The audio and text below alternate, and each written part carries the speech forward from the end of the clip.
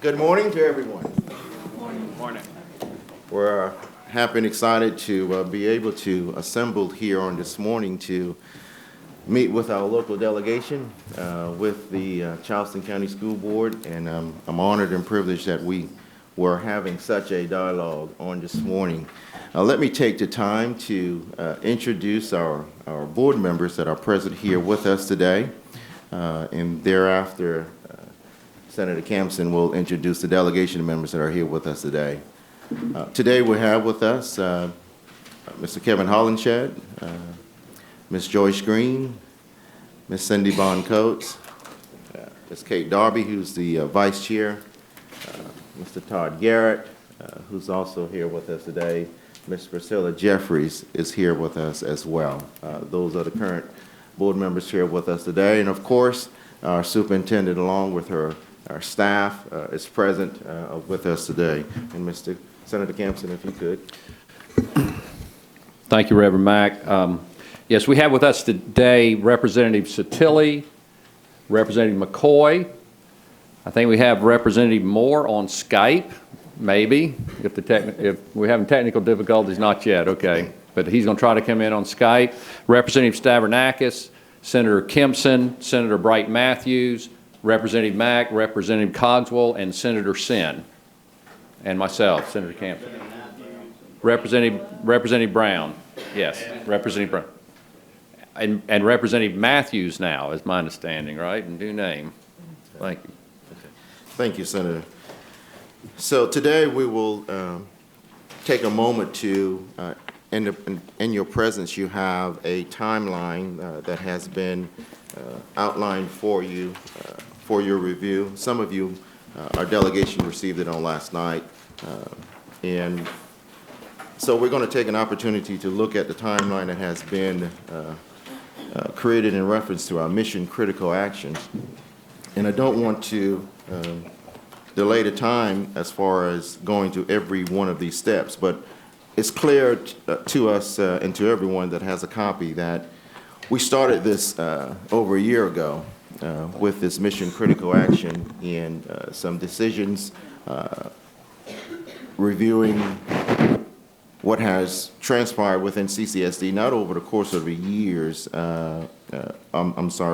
including the course of the years, and I would even go to venture to say over 50 years we've been dealing with educational dilemma in CCSD.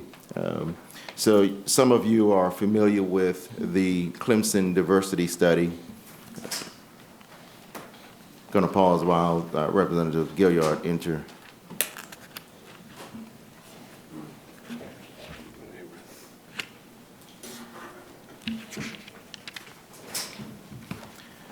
Some of you are familiar with the Clemson diversity study that was created, the acceleration study that was also done within the district.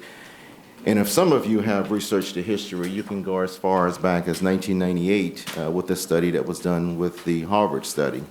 And a lot of the Harvard study, believe it or not, mirrored the Clemson study that was done back in 2018. So we see over the course of the years a number of challenges that has been faced within CCSD and where we are to this present day. From all of that, we came about with what's called the Shared Future Project team that assimilated and had intensive discussion and studies over a period of about 3 months, engaging in what CCSD looked like, the challenges that we have with some of the studies and the recommendations that were made through the Clemson study and the acceleration study. And then we branched out in what was called the mission critical actions, and some of you may have heard about the different meetings that were held throughout the various county, North Charleston, West Ashley, and D23.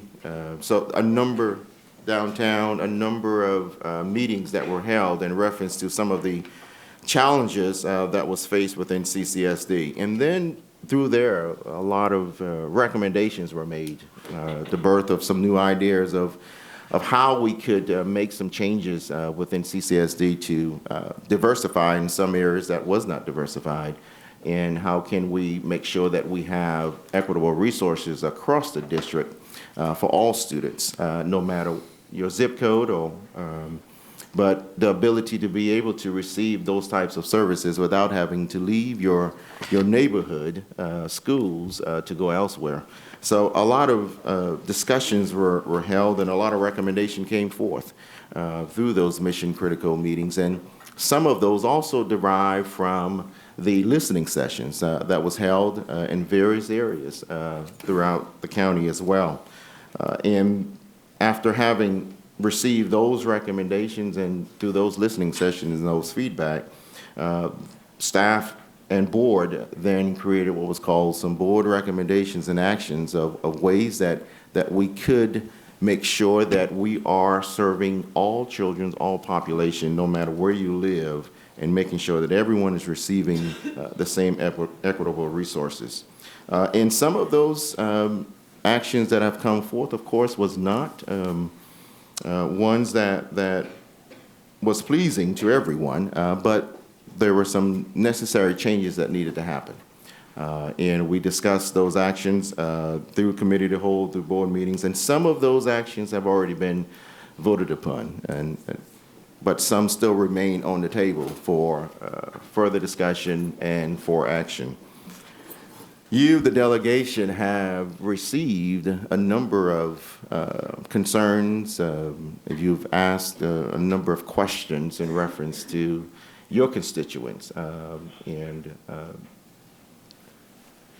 some of the things that has been shared with you through your constituents, the same constituents that we serve. So, and you have asked for us to meet, to sit down, to talk about some of these concerns. And I'm glad that we're here to this point, because it's important. It's important that we, the body of the school district, along with our local delegation, work together hand in hand, trying to do what's right for education in Charleston County.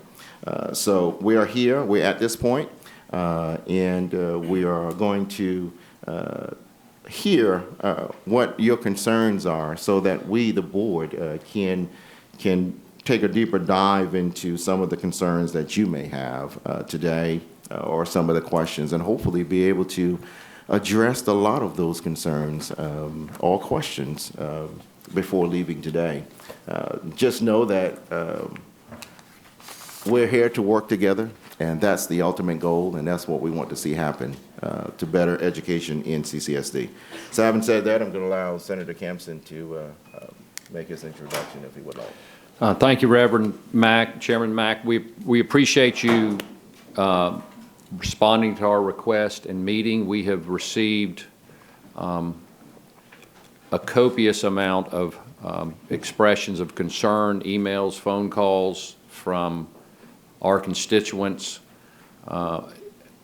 And of course, children are the things on this earth that parents love and cherish the most, and they are very concerned about the future of their child's education, because that is largely dictates their opportunities that they will have later in life.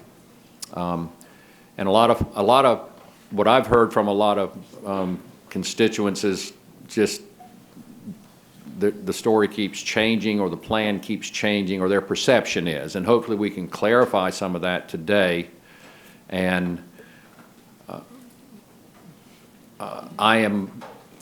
we decided, just for the public's sake, that I would preside over the members questioning school board members or the superintendents, just because that's normal for us to do that, for us to, procedurally kind of police each other as far as questions. So right now, I'll open it up to members who have questions or comments that they may like to make. And just before we do that, before we ask questions, as Senator Campson just said, that he will govern the legislators, and as far as board members, then I will do likewise with our board members, and also with questions, specific questions that are asked of any of the delegation senator, then I will ask the superintendent or either a staff member to respond to that answer, to that question. All right, thank you. Senator Kempson? Thank you, Mr. Chairman. I think at the outset, I just need a better understanding, Chairman Mack, of why the district found it necessary to proceed with votes prior to having this meeting. I think part of the confusion and part of, quite frankly, is the frustration, as you've mentioned, that we represent the same constituents. These are wholesale changes that impact the majority of the students in this district. And so I think a lot of the frustration that we have is that we felt like we weren't engaged prior to the decisions being made so that we could have this opportunity to vet these proposals, ask questions. And so going forward, I would appreciate, to the extent it's a unanimous consent of the Charleston delegation to have a meeting prior to the school district enacting sweeping changes to engage in the policies, that we would have the meeting prior to the actions being taken. Now, be clear, we are not school board members. I don't care to be a school board member. That's why I ran for the Senate. And I'm not trying to micromanage. You are duly elected. All of the members here are duly elected on the school board. However, we have an obligation, particularly when constituents contact us about sweeping changes. We have an obligation to engage you so that our questions can be answered. So this is really more of a going forward question, or at least statement. And I don't know that you care to answer the question, but it's really irrelevant now because we are where we are.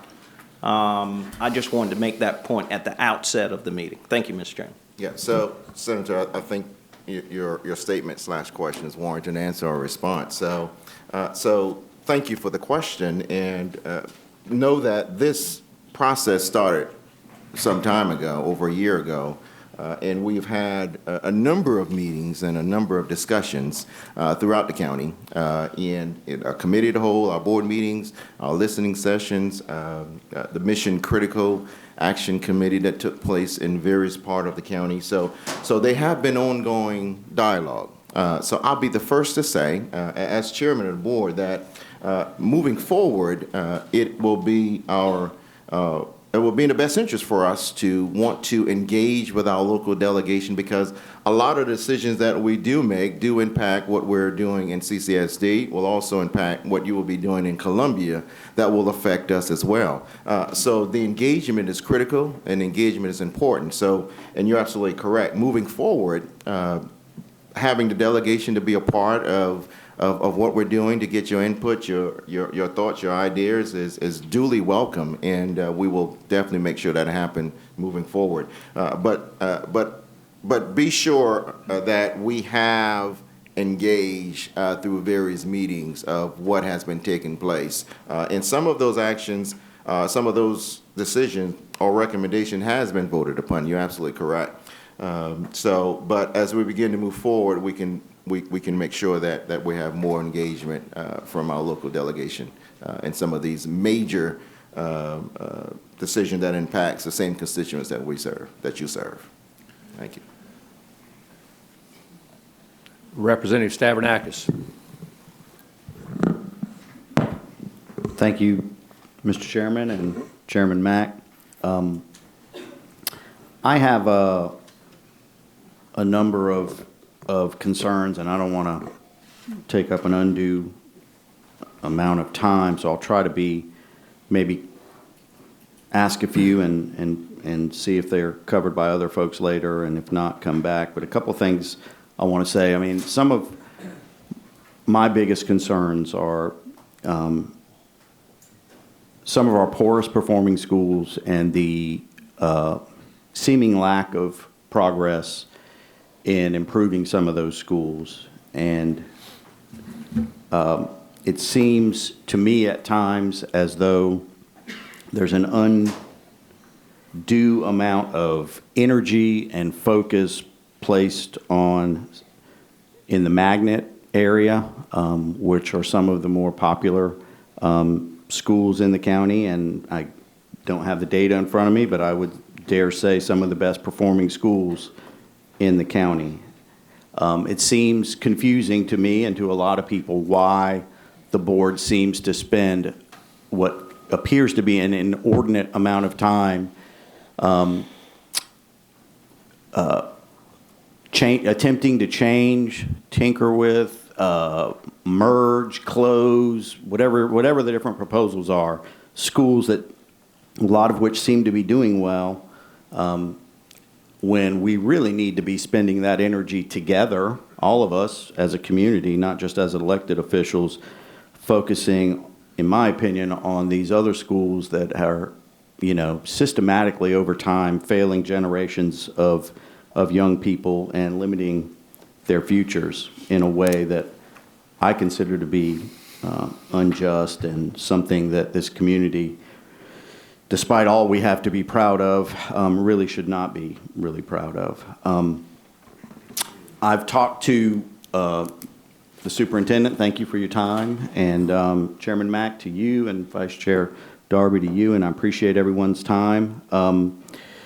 Focusing in on the magnets for a minute, I know that I've asked these questions in private. I still don't really have clarity on where we're headed with a lot of these programs. I know that I've been told that we're going from magnets to constituent magnets. Can someone explain to me what this means, what will change, and why we're doing this, and how whatever change is being proposed furthers the why? So either Superintendent or Chairman, I'm happy to hear from anyone. Okay, let's take the first question on the partial magnet and magnet.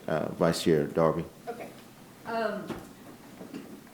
Through the different input and studies we've done over the past years,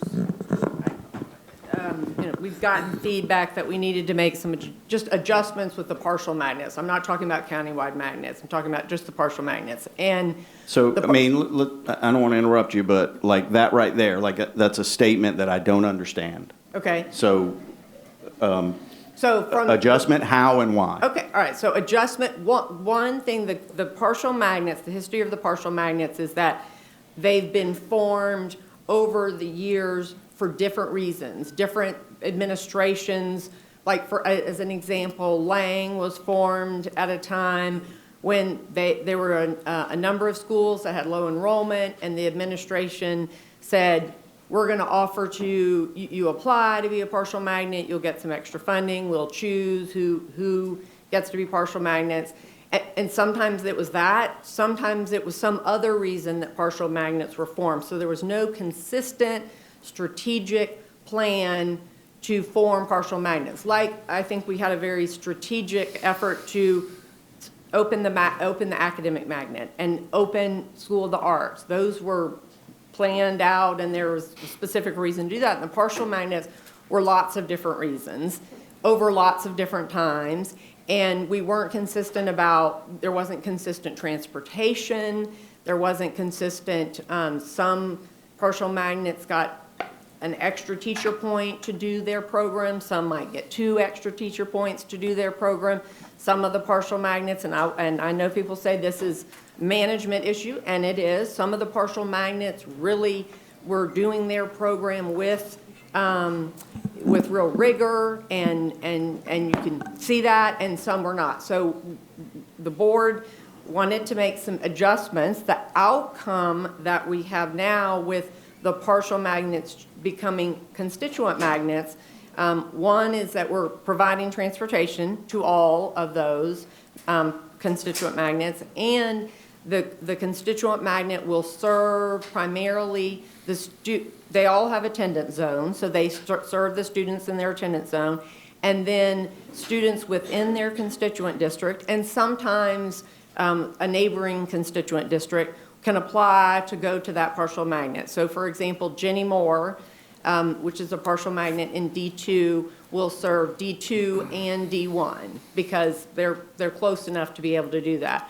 Hot Gap, which is in District 9 on Johns Island, will serve Johns Island, and then also D3, James Island kids will apply for that school. So the goal, and if there's still seats available, students can apply for who aren't in that constituent district, can apply for a transfer to those schools. We have what I would say, a very liberal, a good choice kind of transfer policy. So the goal was to have much more consistency with the partial magnet, which is now constituent magnet program as a whole, not to have a bunch of different, certainly the program that they did, those are different, but the way they were executed was not consistent at all. And we, as I think most of the members of the board, we've talked a lot over the last few years about there's a lot of support for choice, but also wanting to keep kids and offer those choice opportunities and keep kids within their own constituent district, because that helps that constituent district to do that. It also helps us on not, unduly spending money to bus kids, all over the district to partial magnets. We certainly are doing that with the countywide magnets. But so that's the why and the how. And for the most part, the feedback that I've gotten from people has been, we had some recommendations that people didn't like. We heard that, we stepped back, we adjusted what those were. We're not the motion that we'll have on Monday doesn't take away that magnet status. All the schools that were partial magnets, if based on what's on the agenda for Monday, all of those partial magnet schools would, if the motion passes, would be constituent magnets. Some of them we've already taken that action on. Some are on the agenda for Monday. I guess, look, it's hard to paint with a broad brush. I'm sure that in some instances those changes will improve things, but I don't understand the sweeping change, to be honest, if schools were performing fine, unless you can specifically tie those actions to ways that you think it will improve performance. It's not easy to create a successful school. I'm sure you guys know that even better than I do. And just seems to me that, again, the focus would be better spent, and I think that makes sense, and also seems to me that it makes sense to duplicate things that work and to not tinker with success. And so if I could just, don't mind, I will just say, and right this minute, you're right, we have spent time on that, but overall, we spend way, way, way more time on our underperforming schools. That is really, hopefully, the focus of what we're doing at every meeting. So I've been on the board for 5 years, and yes, in the last 6 months, we talked about a number of issues, and partial magnets and magnets are a part of that right now. But particularly as it relates to the partial magnets becoming constituent magnets, if we make this change, it's not like this is not going to be a continuing discussion. We have done that work. We're consistent in how we're providing that program to schools or those schools to kids, and it's not something that we should continue to work on. Every day we're going to be working on, how are we making sure every student in our school district can read. That's what our focus is on. Okay. And when we met, we talked about this some, and you mentioned that resources won't change. And I'll just be honest with you, I find that worrisome, long-term, that the resources that go with these magnet programs at various schools won't change. I find that to believe that that's true long-term, if the magnet programs aren't there, to be worrisome. And I understand you're saying something a little different now than the magnet programs are still there. They're constituent magnet programs. Right. that wasn't necessarily what we were talking about before, but when we met before. But then I see an agenda item for the December 16th meeting. And it says, partial magnet recommendations, use of additional magnet allocations. Evaluate the use of additional staff added to partial magnets for specific instructional themes and determine whether continued funding of those positions is warranted. Motion passed. You know, I mean, So can I so explain we've that? heard a lot Right. from the people that both of us represent about inconsistencies in proposals and in action items from meeting to meeting, even within a meeting, from discussions with staff to board action.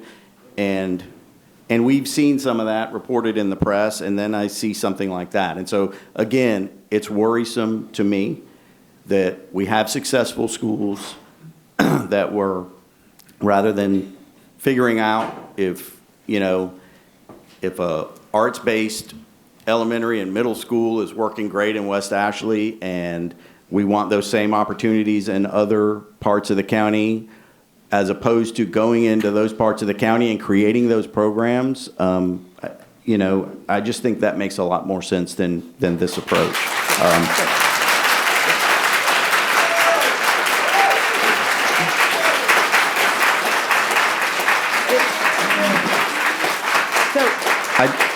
I do want to specifically, before I give up the mic, want to talk about West Ashley Middle Schools.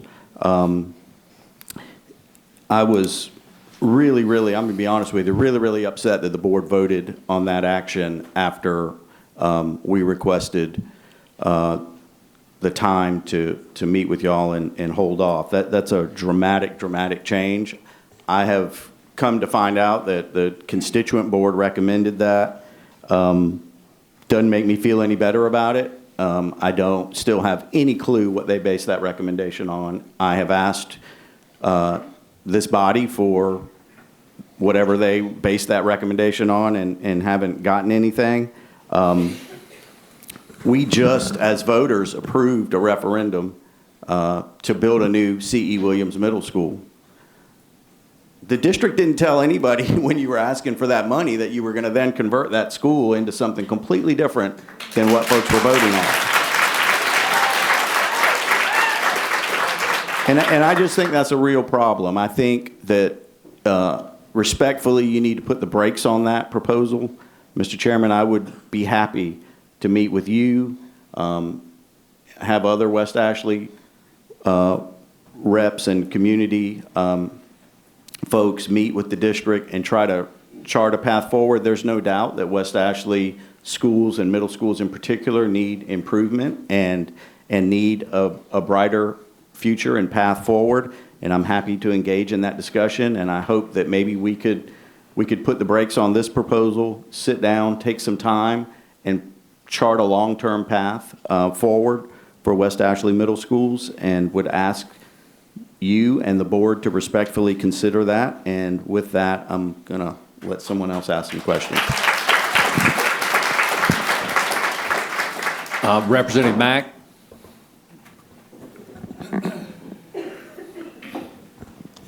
Mr. Chairman, thank you. I don't want to repeat all that, but let me just say that I agree with everything that was said by my colleagues in the legislature. And I think there's a couple things to look at. I've never seen in over 20 years the unity with regards to across political parties, across economic lines, across racial lines that we have here today, that this thing is out of control. And one of the things the point I wanted to add to the mix is our school teachers. Most of the emails, a lot of the emails we've gotten have been from school teachers. And what I've noticed over 20 years, I have a special affinity and love for teachers. I believe that school teachers and nurses are God sent. They're just special people. And one of the things that I think is key with regards to this is that there's so many teachers that wanted to have input that had critical input at the ground level. One of the things we do as legislators that I know is very key is I tell folks, whether it's health, whether it's business, whether it's manufacturing, whatever, when you make us smarter, we can do a better job as legislators. So it's critical that we listen to our constituents, especially those that are at the ground that have expertise in certain things. I believe we've totally neglected our teachers within the Charleston County school system. They have come with substance.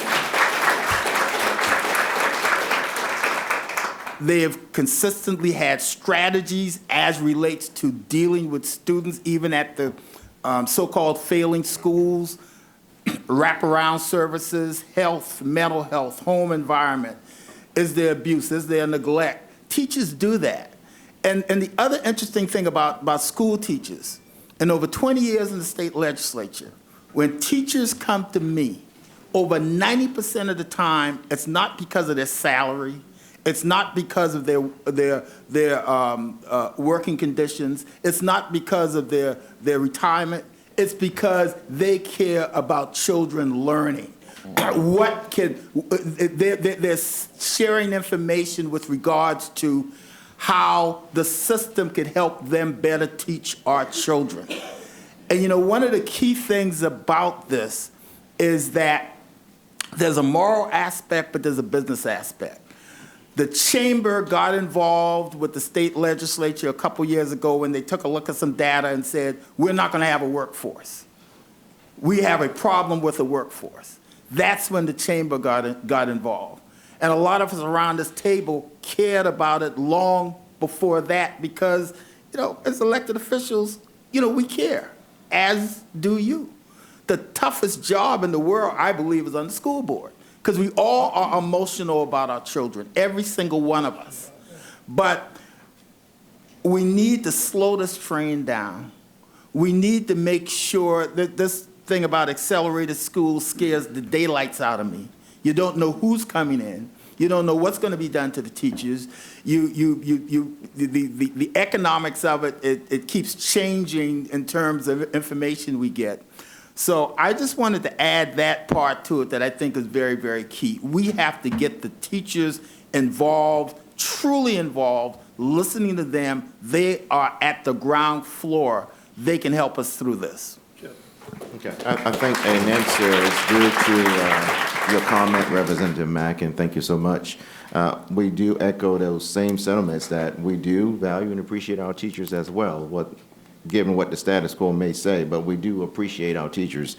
Just to let you know, we do have, the superintendent have a teacher cabinet to where a lot of these comments or suggestions or ideas that they may have can be vetted through that teacher cabinet.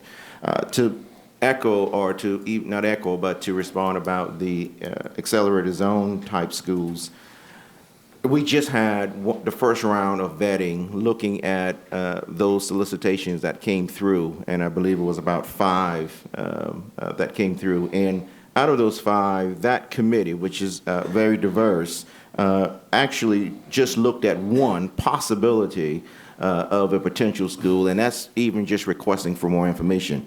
But the key to that is trying. We know that there are some schools that are struggling and need major attention and focus on. And this, by no means are we selling out our teachers or putting our teachers out of a job. By no means necessary. Even if we were to engage, and I said if, because the board has not voted on any partnership with any organization that have solicited those type of requests. But if the board was to partner with one of those solicitation groups, teachers will not lose their job. The school board will still have full control over the school. None of that will change. I'll say it now, and I'll say it even if we engage in a partnership. Teachers will not lose their job because they are valued, and we appreciate them, and we're not trying to sell out any of our schools. But at the end of the day, we have to say, and we have to agree, that there are some schools that are lagging far behind, that need extra attention added so that those kids can be and become college career ready by the time they graduate from high school. But even before they leave elementary school, going into middle, they need to be on grade level, on par, so that when they do get to high school, they can be engaging toward a feeder track or a feeder pattern to go out either into college, into the workforce. And so there's a lot of work that has to be done. And the data is public. You can go on the website and you can see it, and you can see the schools that are struggling. So we have to take some type of action to make things better. And I'm not saying that action means we give our school to an organization or just say, okay, this company, you just take it and you run with it. And that's not what we're saying. What we're saying is that we're looking at other viable options and ways of trying to bring those schools that are lagging behind up to par to where they need to be.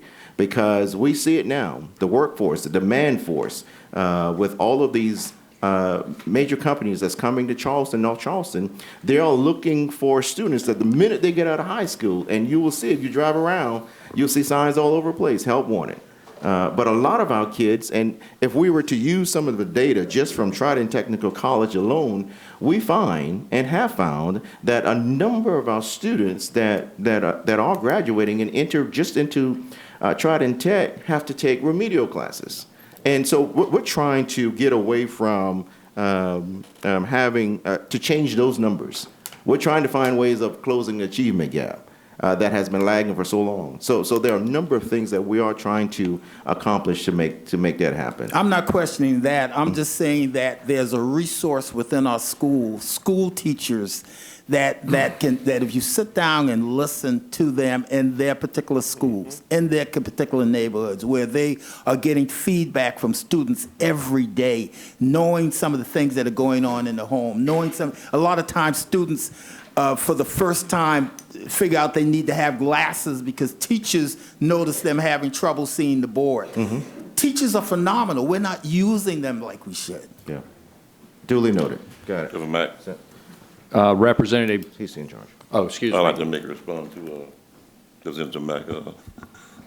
When we hired, when we contracted with Meeting Street Schools to go to Brentwood, a lot of teachers were displaced and sent other places, and some left the district because when Meeting Street came in, they hired their own staff, their own teachers, and they managed the school with waivers. The teachers signed waivers to waive their rights to employment, became at will employees. And so in North Charleston, under Mission Critical, North Charleston takes the biggest brunt, the biggest devastation. We talk about combining schools like Lamb and Huntley Park and Goodwin, and then privatizing 15, 16 schools around the district, which has not been proven or tested. The problem is that the same resources we would spend privatizing a school, we can spend that same money now with our teachers and support them more, give them more resources, more support, more help. So myself and Holland said, and I think Ms. Coates, we didn't support some of this stuff under Mission Critical. And my reason for it, most of it, because we held meetings, but they weren't the type of meetings that really embraced the people. The meetings were more that announced what we were doing, but most of it didn't really get on board to understand, to see the impact of it till later on. And now we're beginning to see the impact of it. So we need much more meetings. And I mean, I'm the longest serving board member we have, and I've seen a lot of plans. In my personal opinion, this plan needs to stop and go back to the drawing table altogether. We do need to look at it, revisit it.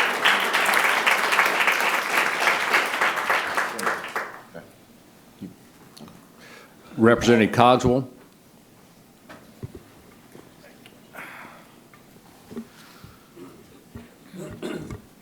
Thank you, Senator Kempson. Campson. Look alike. I'll start by saying I really do applaud the effort. And I think the other members of the delegation are unanimous in their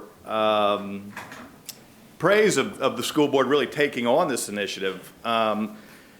But I'll also say that I echo Senator Kempson and Representative Stavronakis's concerns about coordination.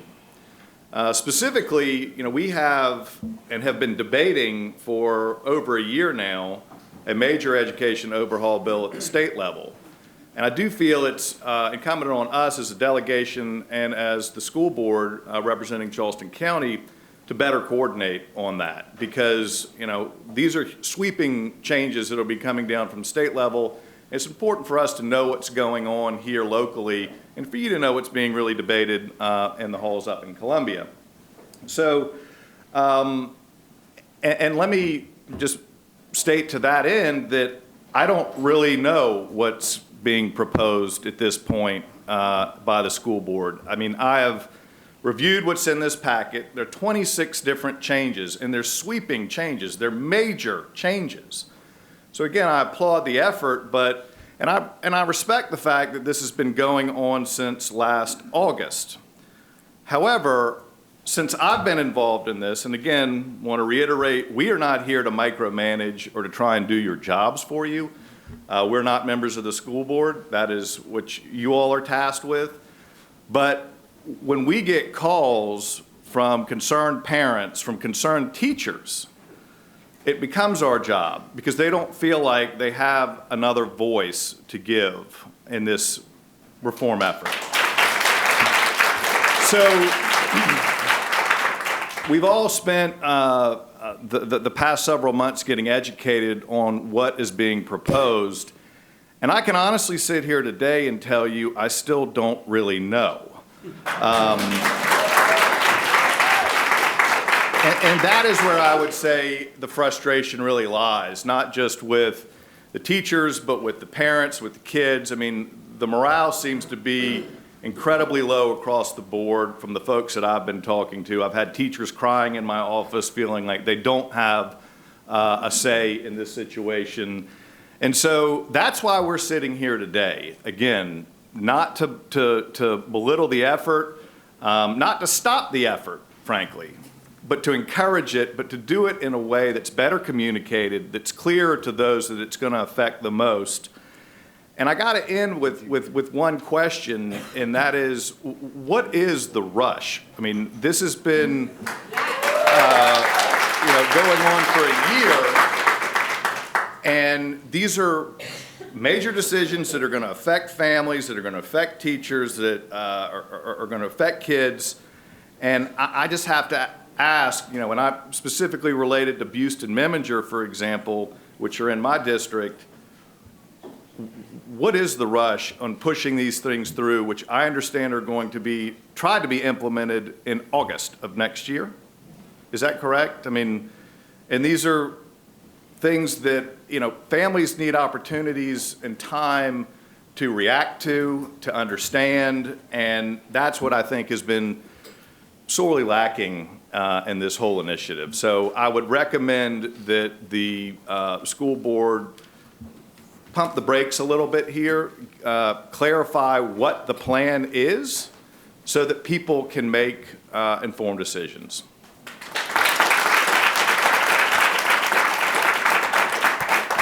Okay, Senator Sin. So thank you very much. I would like to also bring the focus to Magnet and Buste. I know there are a lot of issues floating around out there, but as a mother of a child who graduated from Buste last year and is currently attending Magnet, I know that every member of this board must be extremely proud of those two schools, one of which is the #1 in the nation. And what I don't, thank you. But what I don't understand is why in the world this board would even consider killing the geese that laid the golden eggs.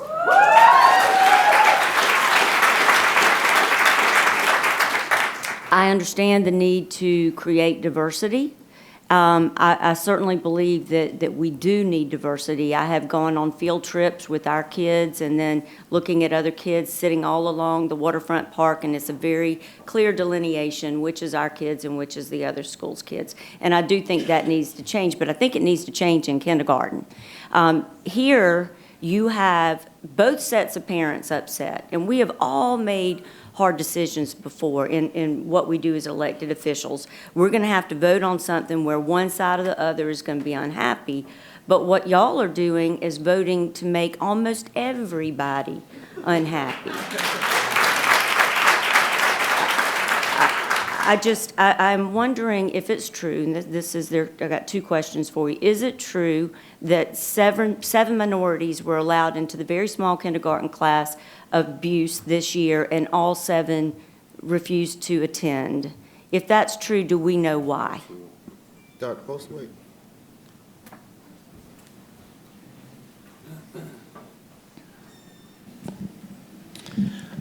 We don't know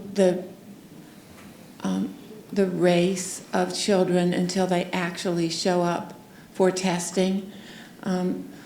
It's my understanding, and Robin Jones would know this better than I, but it's my understanding that there were several, I don't know the number, a handful at least, of African-American children who did test into Buse, had preliminarily accepted seats, but after some comments that were made at the June 24th board meeting, they withdrew their children. I'm not familiar with those comments. Can you clarify?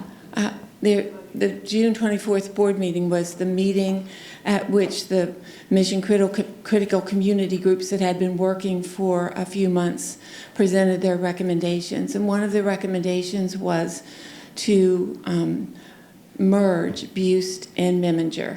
The communities knew that those recommendations were coming, and some of the parents who showed up to express their concerns in a way that were offensive.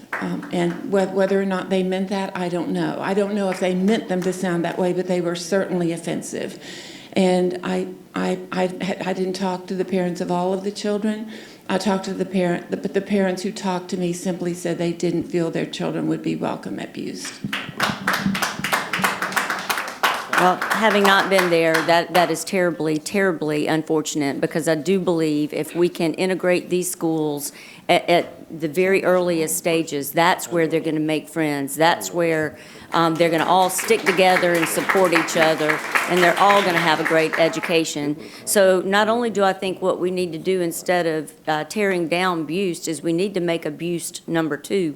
And just expand this particular concept. I don't understand why we can't do that. Surely we've got a lot more smart kids in the district, and surely we've got a lot more great teachers that can simply emulate. But the last question I would like to ask, and then I'll give the microphone over, is I was told, and this is for you, Dr. Postlewaite, that one day this week, just probably 3 days or so ago, that you met with a bunch of parents and assured them that the changes coming to Buse and Meminger would not be implemented for the existing kids that are there, that they would get to continue to keep their kids at those schools. And then I was told that the board reversed what you just told them that morning by sending an agenda or somehow or another talking to the public by saying, no, that's not true, that Mission Critical was going to be implemented next year. What that leads me to believe, and you tell me if it's true or not, and Representative Stavrakakis and I have talked about this, I don't believe that you would say something that you know to be untrue to these parents. So what that's telling me is you don't even know what this board is proposing. And that has got to be a disappointment, because we pay her a lot of money. Just like you paid a lot of money for the Clemson study, she needs to be in the know. And I'm wondering if that really happened. Well, thank you for the opportunity to clarify. Dr. Williams, Ms. Simmons, Mr. Barowie were with me that morning at Buse. Ms. Simmons and I did most of the speaking. I actually wrote down what I was going to say on a page and read my comments, which I rarely do. I don't know how many times that day I said, these are the recommendations that were on the November 11th agenda. The board may or may not change these recommendations before Monday night. When the agenda was published, that was actually Wednesday morning. When the agenda was published Wednesday evening, there were 2 sets of motions for the Committee of the Whole on Monday. One motion was the motion from the November 11th meeting. Another motion was on the agenda that was suggested, according to board policy, by 2 board members who had approval of the committee chair. That's the way the process works. So I said multiple times during that meeting with parents at Buist that we are professionals who work as public servants, and just as your staff would say, one doesn't go out and talk about the decision until those charged with making the decision make it. So the board members may want to say something about that, but we knew that there were some conversations about other options. We knew what those conversations were, but it was not the staff role to convey anything that the full board hadn't decided on. We knew that the full board voted on November 11th on a set of recommendations, and those were the recommendations that we shared, while also ensuring the group that we all needed to wait until after the board voted Monday or at some future date to know precisely what was going to happen. That afternoon, we went to Meminger Elementary, and we said the same thing. We explained how to even look at the board policies to see how the board agenda is set. So I do appreciate the opportunity to clear up the record. So Senator Sin, let me just say that the superintendent is fully engaged with the board, and when decisions or discussions are had, the superintendent meets with the board officers as we prepare and as we plan, as we engage. So she's fully aware of what's being discussed. And of course, the superintendent can only act on what the board decides and vote upon. So I just want to be clear that the superintendent is definitely not out of the loop in our discussion, but that she's fully engaged in what's being talked about. Also, let me also add that the wheel changes consistently, right? And we're trying to find the best ways, hearing comments from the community, hearing comments from staff, hearing comments from the delegation. Now that as we begin to move forward, we're going to engage even more so that because we're serving the same constituents to make sure that we're all on the same page. So you will see on the agenda that's printed, I believe it clearly has what was discussed on November the 11th at the committee of the whole, what's being proposed at the next meeting. And I believe on the agenda, it has something like a K through 2 moved, right, proposal for abuse. Well, and that, again, that's just a recommendation that's coming forth. But you may later find that that recommendation could ultimately change totally, right, to where That's the point. it's not, no, that's not the point. The point is that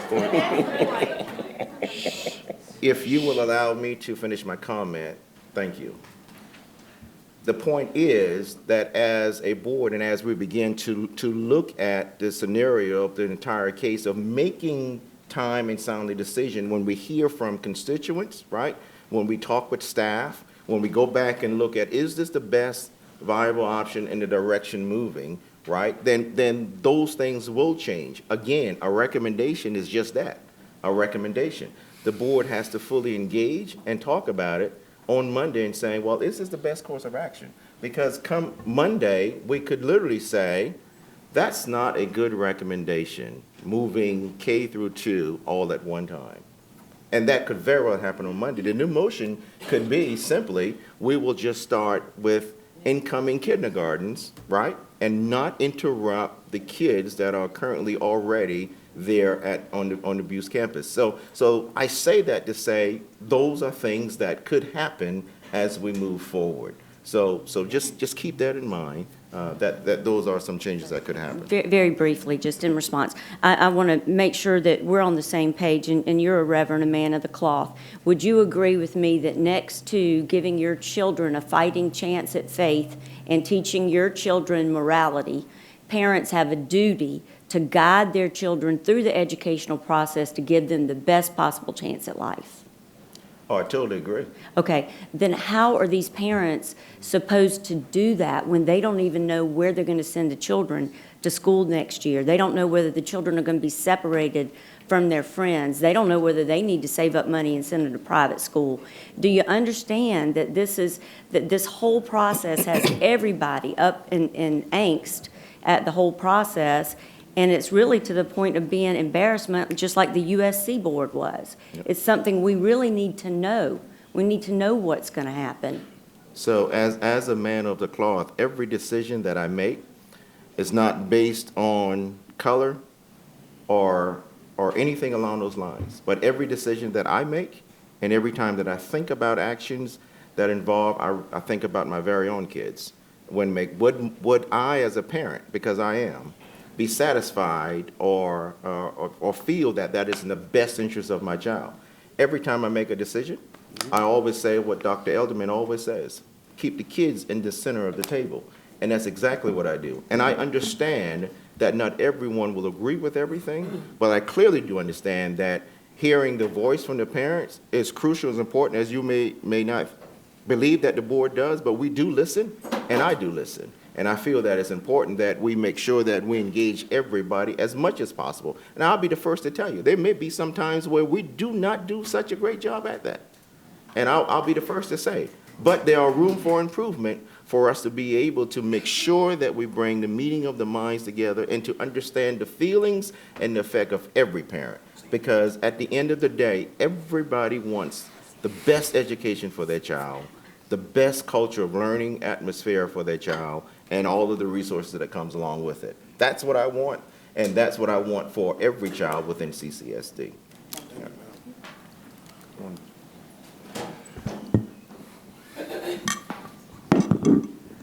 I can't answer specific questions, but I'd like to preface this with I am a teacher. I've taught in urban and rural schools, and the kids are always at the center. The reason I ran for school board was I saw there was a 50-year-old problem in the school district, and I thought that maybe I could offer my experience from, I haven't never taught in this state, but I've taught in 3 other states. The kids are always at the center. I go into our schools. I help, I've been with teachers in the schools. And I think this 50-year-old problem, people have tried different solutions, and it's critical now. We have a lot of kids whose parents are not sitting here, who can't get to our meetings because they have a lot of the other things on their plate, or grandparents, or whoever takes care of children. And I've always spoken for the kids that have no voice when I was a teacher, and I continue to sit here and do that. And I think that we don't, and I'm glad we're all here together, because if we don't address the issues of poverty in this community, we will never be able to address the problems in our schools, because it goes hand in hand. We need more guidance counselors. We need more psychologists. And I could go on forever. But if we don't stand together as a community and stop fighting with each other and help these kids, or I don't like the word help, work with families and children who don't have as much as others and have never had a fair shot in our schools for a variety of reasons. And I've always told the superintendent, I don't blame anybody for how we got here, but here we are.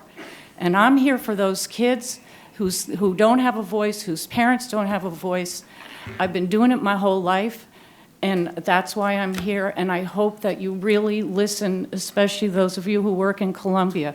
These kids need a lot, and they need more than math and English. They need wraparound services, and I think that Meeting Street has provided that for those kids, and our kids need it too.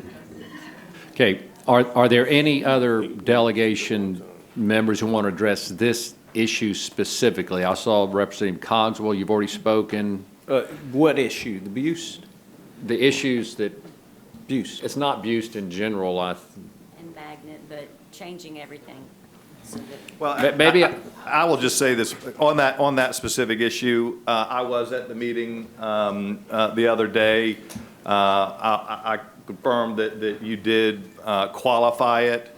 I'll echo Senator Sinn's concerns, though, that while that was said, it's just, it's as a, listening to the parents, it was very alarming to hear one thing from the superintendent, and then 6 hours later, hear something, read something very different. Representative Cogswell, I wrote that motion, and I'm going to recommend on Monday that it be changed to a phased-in, which is what the superintendent said on Wednesday morning, versus the immediate change. My my logic behind wanting it to be an immediate was so that a core group of No Kid Abuse moved at one time, so the rising kindergartners would know that it was also, they were also part of that same program. I understand we got 120 6 and 7-year-olds that don't need the problem of moving them to a building, then moving back 2 years. But we have done that during construction projects, including Butte across the district. But it's to be avoided. I mean, Yeah, right, I mean. But it is to be avoided, and so for that reason, then I will be recommending that we change to a phased in so that it will not, kids in the building this morning will be there next year. Well, I'm glad to hear that. I would urge the rest of the board members to accept that motion and also to work with the teachers that might be displaced in that situation as well. So I'll leave it at that. Ms. Coates? Okay. So, I think for me, it's about facts and it's about, Reverend Kempson, I'm sorry, I think of you, Senator Kempson is something that he said to me a few months ago. But I'll start with this. Senator Sin, I am the child that you would not send your child to school with. And that's proof by the fact of the conversations we've had about why you think Butte is successful. I think the question for the rest of us is the only way to appropriately educate children in Charleston County through an exclusionary testing in process? That's the question we put on the table. Is Butte successful because it does not have a diverse group of children in terms of academic capacity? We weed them out by the test. Now, having said that, I asked for a Butte to be built in Mount Pleasant. I firmly support duplicating successful programs. That's why I worked very hard for 5 years to transition Montessori. So I 100% agree that we're trying to fit a square peg into a round hole by continuing to reconfigure one building in downtown Charleston when it should be everywhere else. I think part of the confusion that does come in, sir, and you and I have talked about this, is the board does 3 things and it tends to confuse. So we'll line up the facts of what the board does. They put out what they think they want to ask their other board members to do. So what you have read that is not approved at a board meeting is simply someone's suggestion, but we don't do it in private. Then we have a committee of the whole meeting in which those things are put into the public arena and put into the public record. And then we have a period of time that lapses, and then we have a board meeting where we approve things. Nothing that we haven't approved at a board meeting is something the board has agreed on. And as y'all will remember, I voted against the Butte proposals because I share the concerns of fitting a square peg into a round hole when the reality is we've got to figure out how to offer it to more because we have more. But I do want to point out that we know that's a messy process. But when board members are talking, I would ask that you clarify whether we're talking about something that is being discussed in the public arena, is being discussed by the board in a public arena, or has been decided, because they make a difference. I didn't support the changes for Butte, and I don't support and was very shocked to see the changes in the proposal that's coming Monday. But none of those are reality yet because the board has never made a decision. It's just that we've shared every single piece of conversation with anybody who wanted to know it, and that does get confusing. I will grant y'all that. All right, Thank you, Senator sir. Campson. Okay, I've got 11 members who want to make comments, and I've been keeping track chronologically when you made a request, and I'm just going to go in that order. And Representative Brown, you are next up.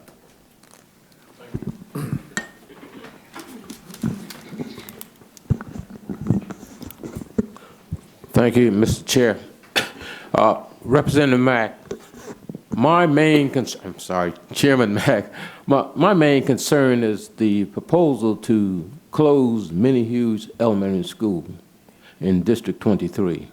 As you know, once we got that information, you upset the entire community of District 23, simply because the only information we got was that they were going to close another rural school in District 23 just to balance the budget for Charleston County School District. Now, whether that's true or not, well, I don't know, because you had a listening session in District 23, and it was just that, a listening session. Many people came out, they had lots of questions, but none of them were answered. So we really want to know why. Why is it necessary to close Minnie Hughes School? And that's just my first question. So if you would take the time to explain to me and everybody else, why is it necessary to close Minnie Hughes School when so many people are adamantly against it? You've already closed 2, and this would be the 3rd one. So maybe you can clarify why is that necessary? And if it involved low enrollment, explain the numbering process for me. If it's a low, what's the low enrollment, and what the number of enrollment needed to make a real good, high-quality school in District 23? Thank you for the question, Representative Brown. So, as you may recall, Minnie Hughes has a population of about 192, 196 students, where and E.B. Ellington has a population of about 360 students, thereabout. We have learned and studied that an optimal size school to offer adequate resources is about 500, 600 students. Mm-hmm. When you combine those two together, Minnie Hughes' number and E.B. Ellington's number, you will find that you are right within that range of what an optimal size school will look like. As we begin to look at the scale of what's being offered at Minnie Hughes and what's being offered at E.B. Ellington, you will find that there's not equal but equitable resources displayed in both schools. If you were to put the chart together and bring those two numbers together, you will find that in E.B. Ellington, they will be able to have courses such as, or options such as music 5 days a week, dance 5 days a week, which they don't have right now. They will have the opportunity of having PE 5 days a week, which way they only have it 1 day a week right now. A guidance counselor where they have 2.5 days a week, with the combining with E.B. Ellington will allow them to have a guidance counselor, mental counselor on campus 5 days a week. So those are just some of the options of gaining using the resources to be able to combine or to bring those two schools together. Now, the other caveat to that is that if those two schools were to come together, then Minnie Hughes could very well be repurposed as a early Head Start / family engagement center, which will have certified teachers inside their classrooms offering to these 3- and 4-year-olds to where, to be honest with you, will fully engage with these youngsters as they begin to matriculate up to the system to, so that they can continuously be SC ready, if you would say, and be able to gain and be able to be on grade level moving forward. Those are some advantage points of bringing those two schools together and also starting a Head Start / family engagement center. And notice I said with Head Start, with certified teachers inside the classroom. So, and I know that some of the other areas of concern was of travel time and the distance between the two schools and where the kids live. So in addition to that, we were looking at transportation options of maybe including 2 or 3 different buses to shorten the length of time, because why? We don't want our young kids traveling on the bus for an extended period of time, right?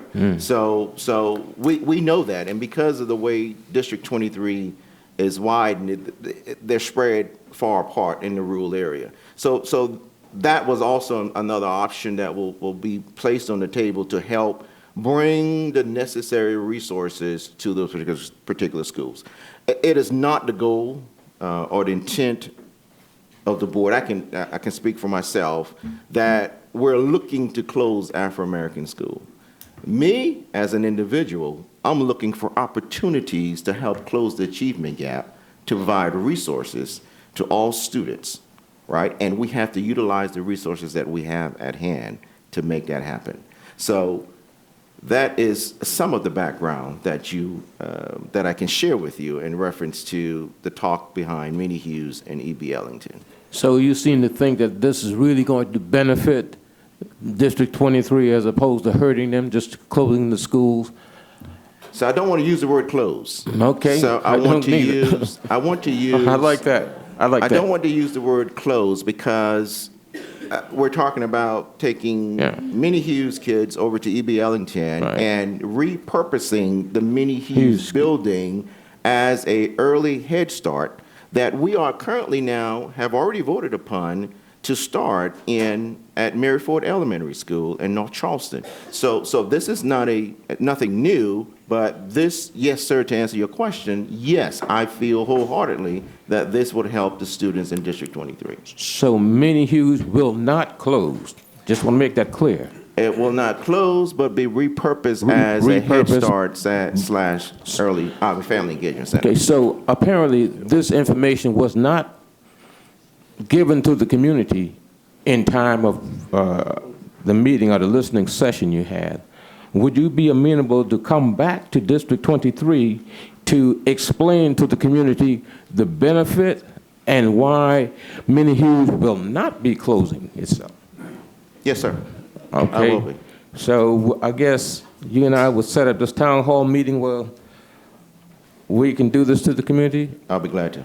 Much sooner than later? Yes, sir. Okay. Now, is there any idea when this decision for Minnie Hughes will be made? I know you spoke about forming a committee, one from the school board and one from the community. Can you enlighten me on that, when that might happen or if it's going to happen? The motion that I made was to, at that point, formulate a committee to come back together to talk about what I just explained, viable options that could be used or coming to the meeting of the minds to figure out how we can make this happen and make it work for District 23. So I'll be open to the town hall invite to come and to share just what I just shared, how this could happen. Now, can this happen by August 2020? To be in place for August 2020? Yes, it can, if the community wants to engage in moving down that pathway. Well, I think with a much better explanation and more information, I think the community would be acceptable, would probably buy in. Okay. All right. Thank Great. you. Thank you. Thank you. Mr. Hollingshed, and then, Well, go ahead, Mr. Stavernakis, I'm going. okay. Representative Stavernakis. Applaud you and say that answer that you just gave to Representative Brown is the kind of specific, student-focused, policy-driven answer that is lacking in so many of these other proposals that we have not heard when it comes to West Ashley Middle, when it comes to some of these other proposals. That answer has everything to do about students and was completely focused in the right area. All these things that will make educational opportunities better for kids is what I would like to hear and haven't heard about so many of these other proposals. So thank you for it, and I just wanted to make that observation that I think that's what's lacking in a lot of these other areas, that kind of student-focused clarity on how we are improving student achievement in proposing some of these other things. So thank you, and I just hate to interject, but wanted to say that. Thank you.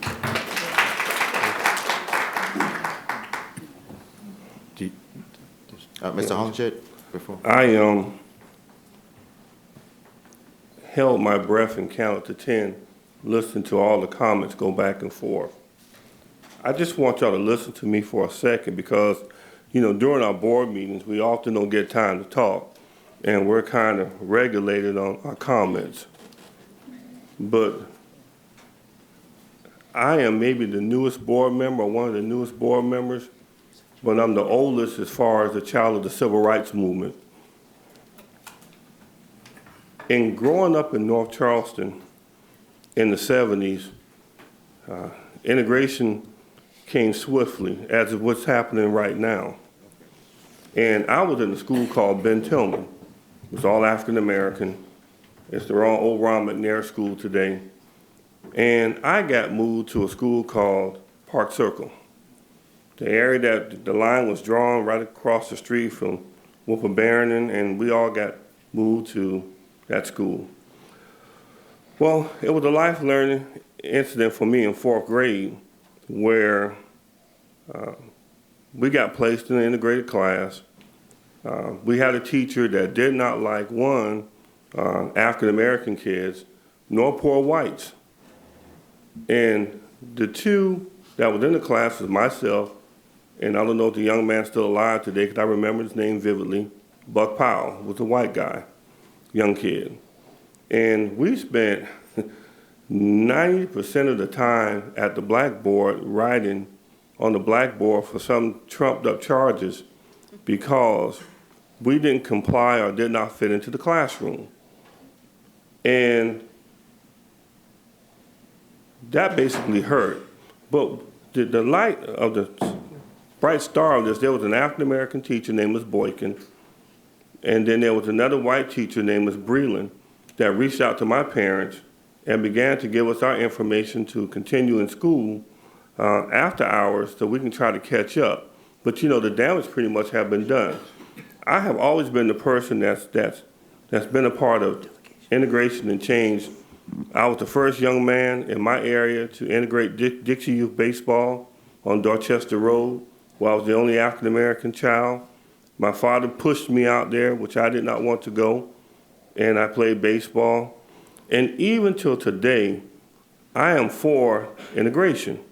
But what I do not like is integration, as I've seen as this board has done, has been made to use as a weapon and a weakness, using poverty as an issue to mastermind change. Now, what I did not like, basically, and I saw was we were put into a race fight with parents' abuse, and they thought because the African Americans were going to get upset and force their way into abuse, that's crazy. The district has 49,000 students. Do the math, roughly about 45% of that is African American, or of other. About 25,000. So then you're arguing about schools like Buste, Academic Magnet, and School of the Arts, which holds roughly maybe 3,000 students. So then what happens to the other rest of the students in the district that are not being fed or met in their needs? And the area I still live in today was my great senator, Senator Kempson. Mr. Pendarvis has left. My leader, David Mack, and I'm sorry, Representative Gilliard, I'm sorry, that I grew up under. And it's confusing because the people in that area of a impoverished background, and in that particular area, those parents do not have or afford the luxury to come to a school board meeting. One, because the hours that we hold meetings are of inconvenience for the general public. The parents either work 2 jobs or either have to hook and crook to make ends meet. And they have to learn to survive, and they're not able to focus on their children. So therefore, the school district goes on in a top-down management style, which figures changes for these people within that district, will not even take it into the layman's focus of Chris Collins and myself that live in this area. Chris works every day to make ends meet in his household just as I do. But you're not listening, so you have other people on this board that weigh in on an area without basically doing grassroots work to figure out how to satisfy those parents and that constituent needs. Now, I just want to tell you something. We embarked, and I know Senator Kempson, we talked extensively about this, onto a trip last year to Atlanta, Georgia. Now, I carried along, and God worked this out great. It was a very diverse group. And forgive me for having to reference people's names, but you know, that's just how God puts things in my life that I reflect on good people. Well, I got to carry along two people, and they were of the group, was Carol and George Temple. And they rode on the bus to Atlanta, and Carol was not convinced, and she could tell you that today, of the trip. And then we got to the outside of Atlanta, and Carol Googled the SAT scores coming out of Atlanta in the impoverished area. Excuse me, Mr. Hollenshed, I don't want to interrupt you. I know, but everybody just let me had make the time. Please let me have my say. I will. Just if you can, we want to make sure that we get all of the other I delegates' got you. question I got you. in. I listen. Let me have my say, please, sir. I understand. Just listen as the chair of the board. Listen to what I'm saying. We want to allow the other delegates an opportunity to ask their question. I'm just asking that you wrap it up so that we can get it in a lot of time that has been set aside for them. That's all I'm asking. Anyway, Carol Temple began to look at the SAT scores and saw that they were higher than the SAT scores in Charleston County for minority students. We began to look at the best practices within those schools, that the 3 schools that the city of Atlanta showed us. And what Carol can tell you today is that she saw African Americans in those schools mentoring kids of impoverished areas and yielding a great result. And not just that it also made national news on the ABC network of how that was very successful. So my thing is, best practices in these impoverished areas can be duplicated. They can be used, and we have some schools in Charleston County that use best practices. But the thing about it is we keep concocting and turning things over and turning things over, and it's like my mother always said, a dog suck an egg. You ever heard the old folks saying about a dog suck an egg till it gets caught? We can't keep changing and changing abruptly. This has been done in this district unlike no other changes in Charleston County history or in the state of South Carolina. I don't see where it's going to yield any positive effects. You're asking for 3 more years, that'll be 7 years, and then what are we going to say after 7 years when it doesn't work? Thank you. Okay, Senator Kempson. Thank you, Chairman Campson. I want to direct this question to whomever is best to speak about acceleration schools. So I don't know who I should direct this to, but can you just very concisely explain to me what that means? Okay. Dr. Cosway. The term acceleration school designates 15 schools that have been historically underperforming despite a lot of different leaders and a lot of different community members' efforts to make a difference in them. In those acceleration schools, we are working with the principals to try to find a set of practices that will accelerate student learning so that if you come to school 1 year behind, every year you're growing, not just 1 year, but another 20%. So that if you grow an extra 20% every single year, then in 5 years, you will have been caught up to grade level. And that has to start in early childhood. We have to be very intentional about the practices, and we have to make sure that we're doing whatever we need to do. We met with the principals of the acceleration schools last week to identify district and state policies and regulations that they feel are getting in their way, and they're working with, selecting. We have, not to cut you off, but I want to. You said concise. Yeah. So we have acceleration schools now in this district currently, correct? We designated 15 schools as acceleration schools. Under the proposal going forward, or that's existing? Just voted on last time. So going forward, you've identified 15 schools? We have. They were primarily the schools the state had identified through the state regulations. We want to put them in intensive care and make sure they get more resources and more supports. Does the policy contemplate third parties or outside private institutions intervening? The policy does not contemplate any private entities intervening. There are 3 partners that are currently identified that are helping us. One is Engaging Creative Minds. One is the College of Charleston with a teacher residency program to help young teachers get masters by working with master teachers. And the third is the University of Virginia's Darden School of Business and Curry School of Education that has a turnaround leadership training program that purports to train the leaders of those schools to produce better results in 3 years. And are those 3 entities the entities that have been selected by the solicitation proposal? No, sir. Well, who are the entities that were selected by the solicitation proposal? And who is on the committee to select these entities? And explain to me what they do. Ms. Jones runs that committee. I'll hand the microphone over to her.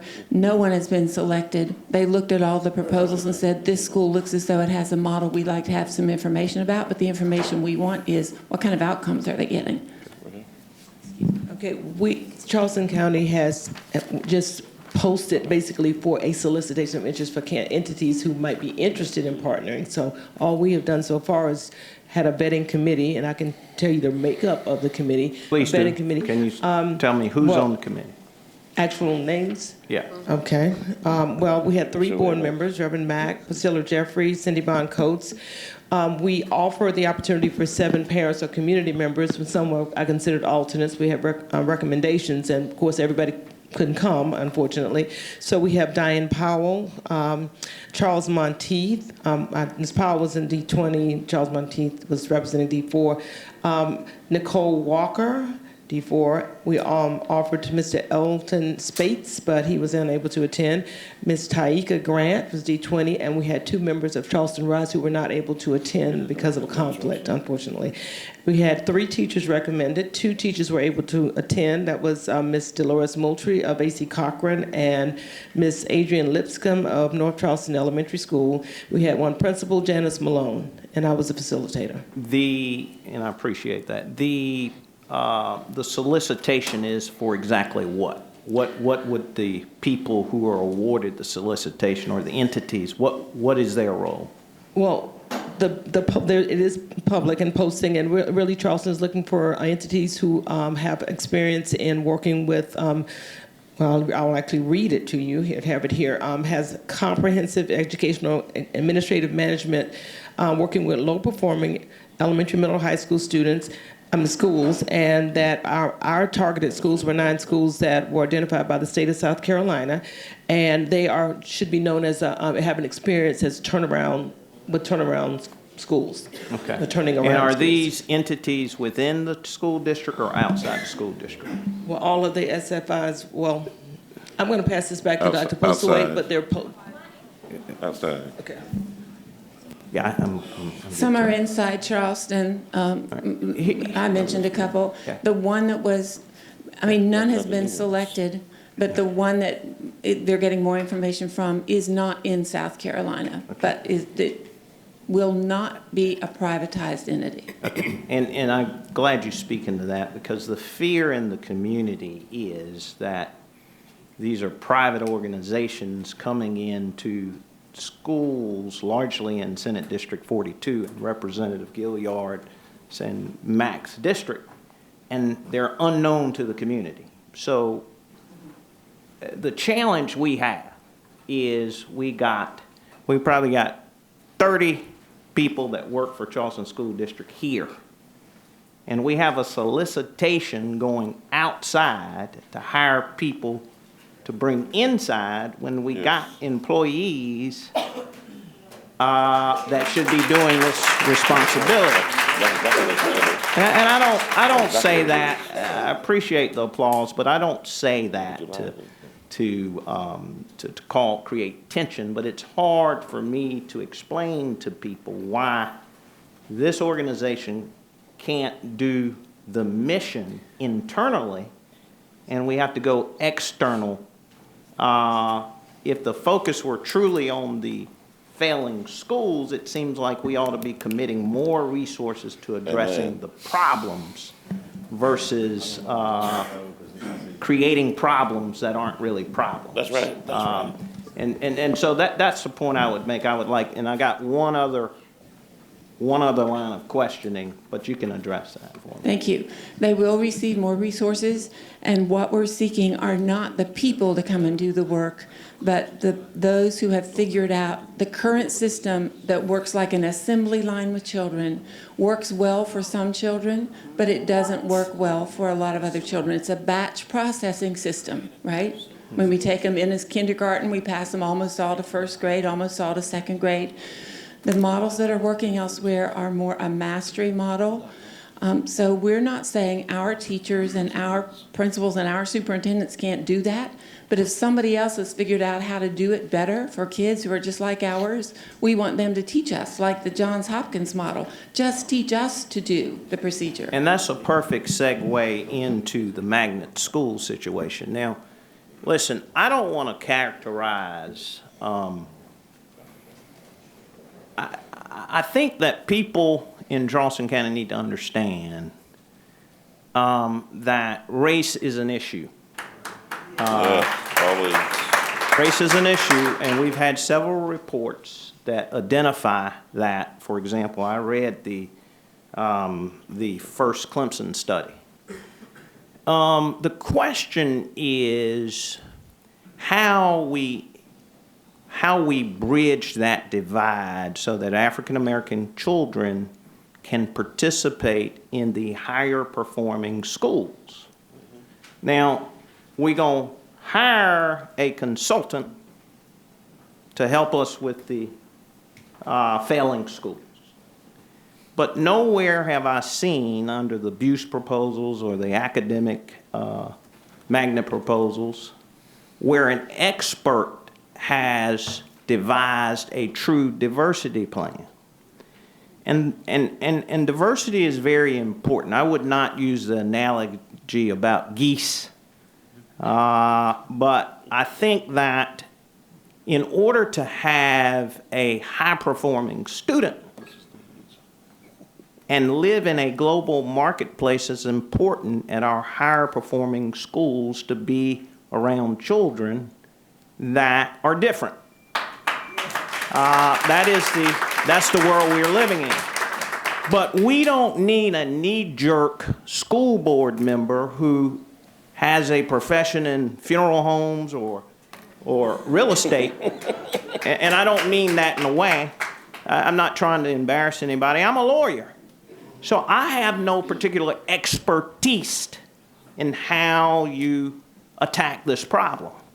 But what it seems to me is we need to have an expert. And I read the Clemson study, and it's more of identification of the problems, which we've already known, quite frankly. That's right. So I would like to see the last proposal.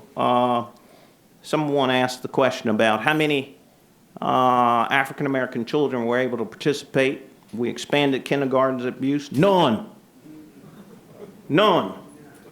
So what I think we ought to do is slow down, because the last thing that what we want to do is have a policy that is broadly focused but not narrowly tailored to achieve the intended result, and that is increasing diversity in these magnet schools. And so if somebody can tell me what expert was consulted and what the opinions were offered to specifically address this issue and not a gunshot approach, then I would be more likely to applaud the proposal. And it is, let me just say this finally, I think it is haphazard to send the superintendent to a school and make promises on Friday and we change our minds on Monday. You know, these are children, and I'm not trying to lecture you, although some may think I am. But I've gotten too many calls from crying parents and crying teachers. And it is, I can't imagine what it would be like to have a kid not knowing where they're going to school next year. So if these policies are being contemplated for next year, including the acceleration program, I would just simply ask, much as the Representative Stavronakis asked with Representative Stavronakis, I'm talking to you, I want to mirror your motion that we appoint Reverend Mack, that we appoint some type of vehicle that we can better educate the parents of the acceleration schools and also the magnet schools prior to implementing these policies. And that may mean we delay implementation for another year. Yeah, I just think we need to pause.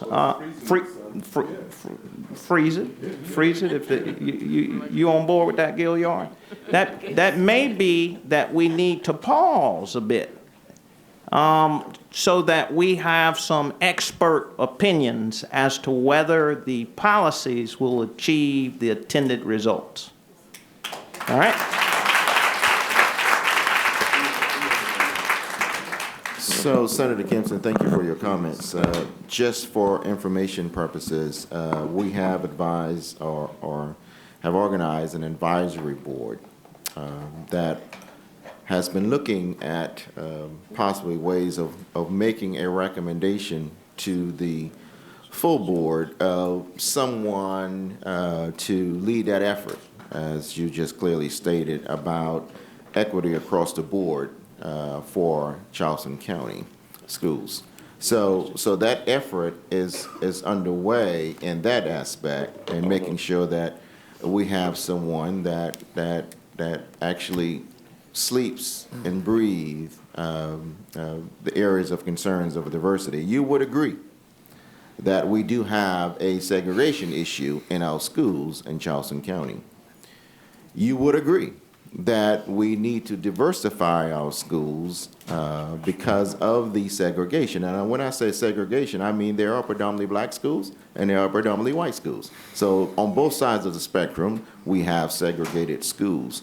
So in order to diversify those schools, you would agree that we have to make some type of change on the pathway, because if we leave it status quo, then we will continue to reap the same harvest that's growing there. So we are looking and taking. I would agree, but We're I agree with looking to take deeper dives and to looking at best practices of ways of. But that's not what we're doing, Chairman. We're not looking at best practices. We got knee-jerk proposals coming from minute by minute.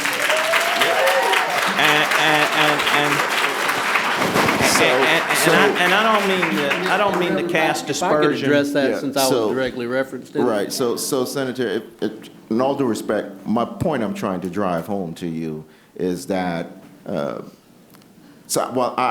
would say to you that I don't do knee-jerk reaction recommendation. I believe I clearly stated to Senator Sin earlier that every decision that I make, it is critical of every student in CCSD.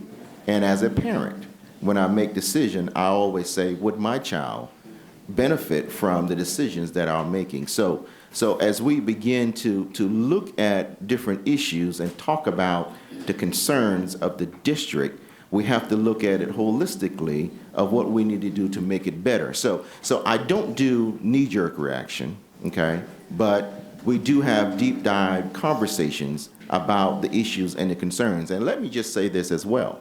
Everybody's not going to be happy about some of these decisions that we make. Because why? We have been in a culture for so long that when the change comes, then it disrupts the whole avocado. So some changes have to happen. And if we're truly talking about diversity and truly talking about wanting to diversify our schools, then there are going to have to be some changes. And I will agree that, yes, as we continue to go down this road, it is important, it is critical, right, that the community as a whole is involved in some of these changes, and that we make early on decisions to where parents can make timely and sound decisions, because no one wants to have their back against the wall. I get that, and I agree with that. But as a school district, and as you may know, when decisions are made, we have to prepare, we have to plan, and make sure that we are fully ready come August to make sure that we don't have any disruption. So, Mr. Chairman, I don't disagree that changes need to be made. I agree with you. I preface my comments by talking about a global marketplace. I want my children to be able to see other people across racial lines and socioeconomic lines. But what I don't agree is that this proposal will achieve the result. Which proposal is that? And I don't care so much that the abuse proposal. Okay. And also the acceleration proposal. Because nobody has, the acceleration community is largely not here because they are probably working. And my colleagues have been the voice for the voiceless. I represent the majority of these schools.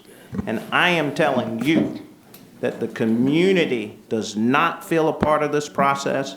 They were unaware of this committee.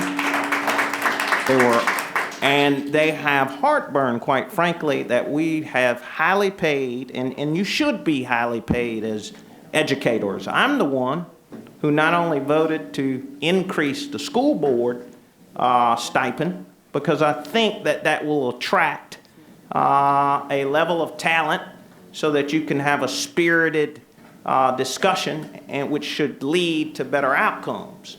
I'm the one that recommended, among other colleagues, a higher teacher pay, well beyond what the governor just announced the other day. So I value education, and but I understand that I do not have the level of expertise to tackle this problem, and that's why when I have a heart problem, I go to a cardiologist. When we have abrasions on our skin, much like my friend Kevin Holland said, we go to a dermatologist. And what I'm saying, to tackle the diversity problem, there are degreed people. There are, as Kevin spoke earlier, there are models all across the country that have tackled this very issue. All I'm saying is let's not so be in a rush to say we did something, because we did something last year, specifically with regards to abuse, and there were no African American students who accepted those slots. So we got to address the fundamental problem of diversity, not only at Buse, but the other academic programs. Thank you, Mr. Chairman. Mr. Kennedy. So thank you, Reverend Mack. So the district actually did engage with a diversity expert. It's been some time ago. In Reverend Mack's opening comments, he mentioned a 1998 report. The district in the late 90s engaged with a team of diversity experts out of Harvard, led by Dr. Willie. In April of 1998, they issued a 194-page report that laid out specifically what were the causes of segregation here in the system, and that if the changes weren't made, that they specifically laid out that the system would continue to drive itself towards socioeconomic isolation, i.e. segregation. They talked about Act 340 and the impact it has on that. They talked about the system of choice and the impact it had on that. So I would say that there's a document that really lays out from a diversity expert standpoint what the challenges are and what specific recommendations were. Sir, we don't need an expert from Harvard to tell us we got a race problem.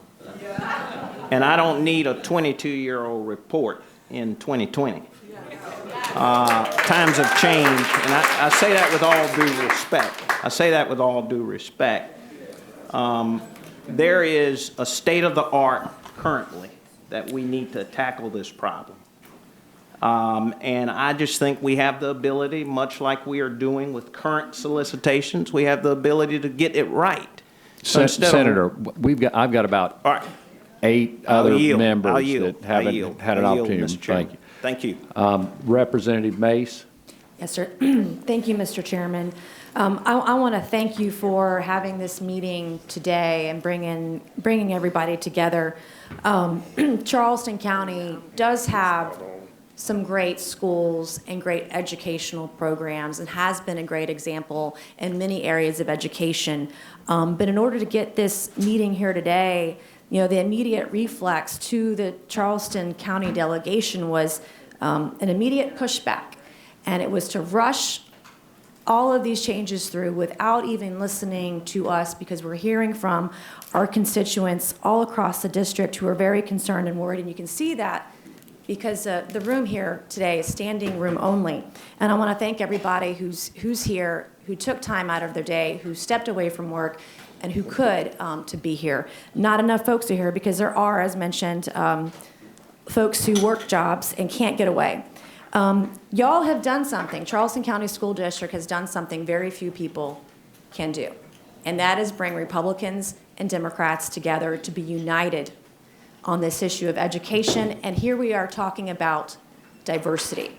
And I applaud and thank my colleagues who are here, who are expressing our concerns and expressing their perspectives. And I agree with everybody, all of my colleagues here today. I agree with all of their statements, especially Senator Kempson, on this issue of diversity. It's not just about equality and being treated equally or fairly, regardless of your socioeconomic status or the color of your skin or your gender, but it's about equity. And I appreciate Charleston County in these proposed changes. I get what you're trying to do, and you're looking at treating people with equity, and that is giving access, giving resources to students and children who wouldn't otherwise have them. And we can all appreciate that. And you know, I dropped out of South Carolina public schools when I was 17, and I understand that one size does not fit all here. And I applaud Charleston County, and I'm looking at some of these changes, adding Montessori, adding alternative forms of education, looking at early learning. All of these are important, particularly for these communities that are hurting, that are suffering, that can't get out of poverty. And in Charleston, I grew up here, the issue of being rich and poor, a lot of times in a lot of these areas, is literally the difference between being black and white. Mm-hmm. And it's been this way for as long as I've been here. And it's not going to change overnight. And I appreciate what you're trying to do to make that difference. I've heard a lot today. I've heard so much, and there's so much that's so confusing about all of these changes. I've heard that there was a strategic plan for the magnet schools, and we have some of the best magnet schools in the nation. I wish we could replicate that in every neighborhood in Charleston County, and quite frankly, across the entire state. But I've also heard that there was no strategic plan for partial magnets and for other public schools. I heard today that we're supporting school choice here in Charleston County, but it seems like when I look at some of these changes, we're actually taking choice away from families.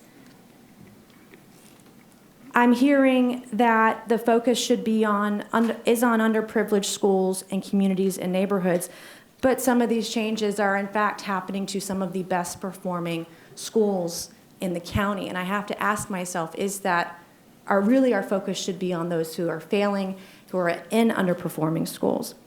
I hear a lot of talk about changes, but the talk, as I heard earlier today, was only for the last 6 months.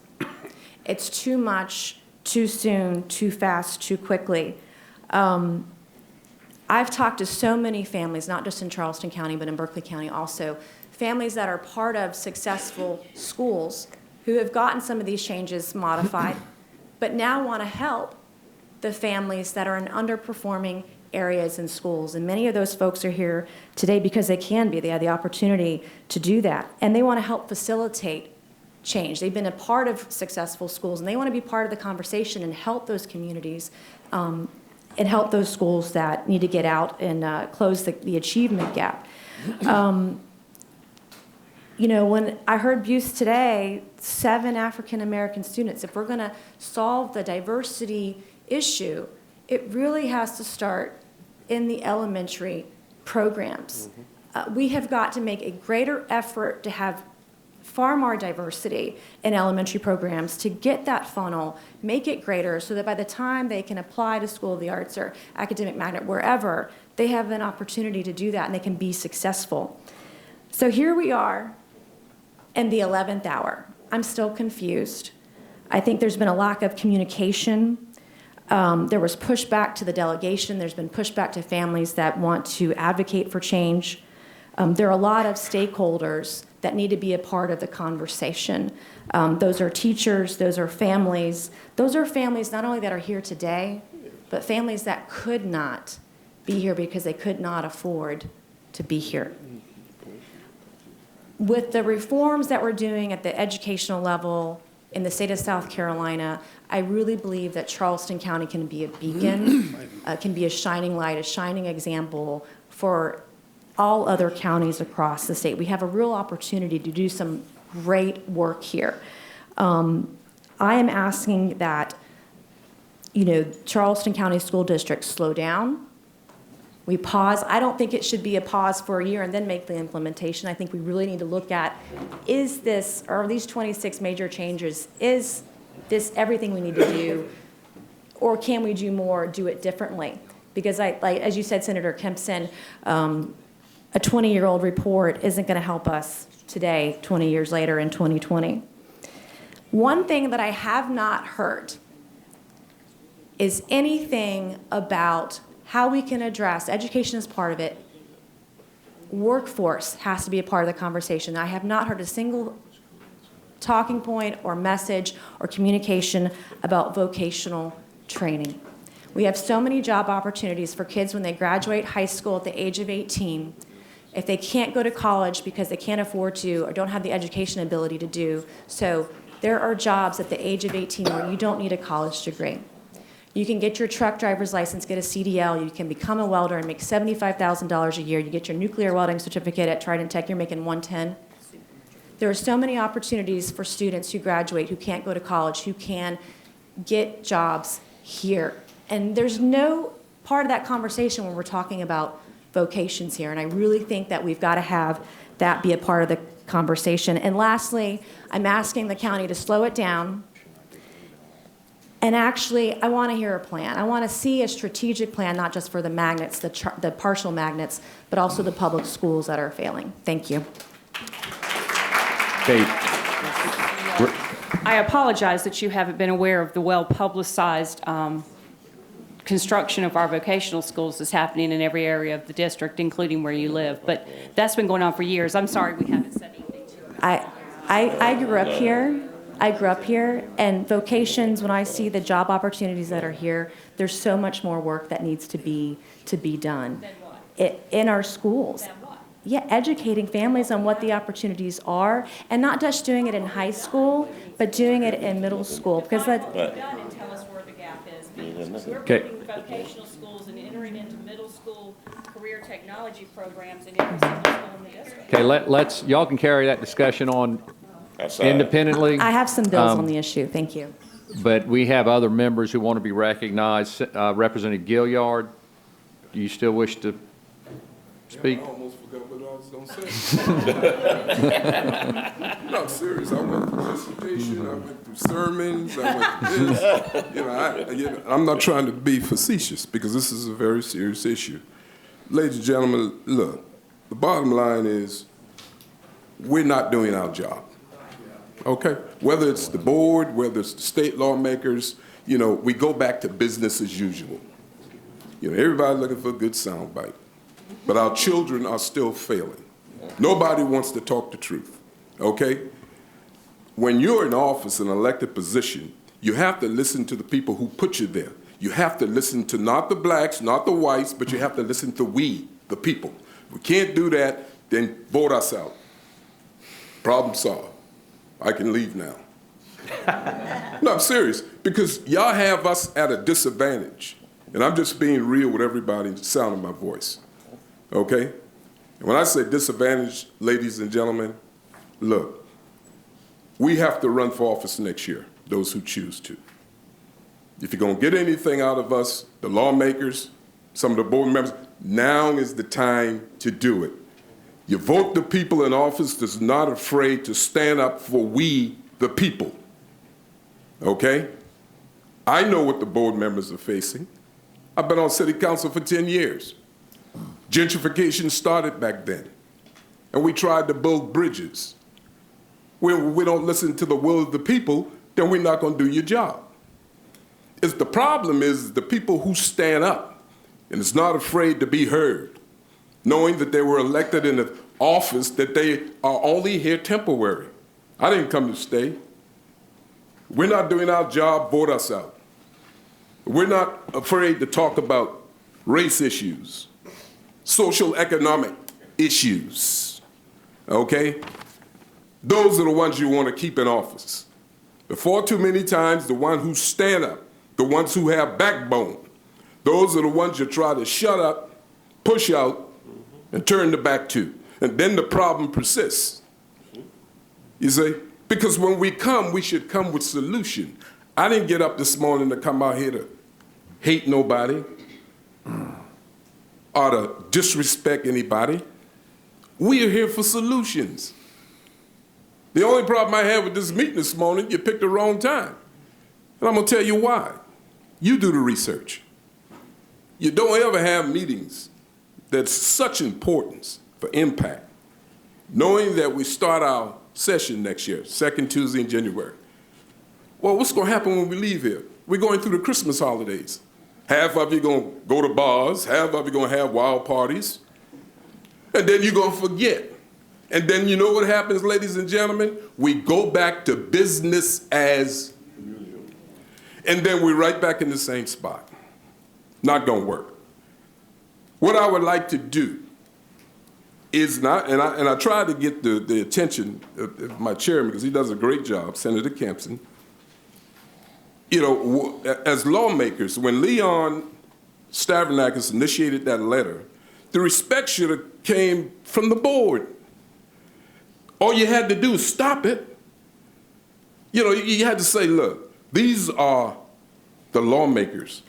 The letter, it just amplifies and exemplifies what we're all about. We wanted to pause. I heard the word pause, stop, but we should just kill it and just listen to the will of the people. You see all those people in the background back there? You hear where the applause coming from? You say, we're not listening to them. And that's the problem here. And when I say we, I'm talking about everybody at this table here, okay? We all share the responsibility. That's why we ran for office. Okay, we're not doing our jobs. Now, the people back there, y'all know what we should be doing. And you should look at the faces of this table and say, that person is listening. He gets it. She gets it. That person don't get it. Well, those are the ones you don't want in office again.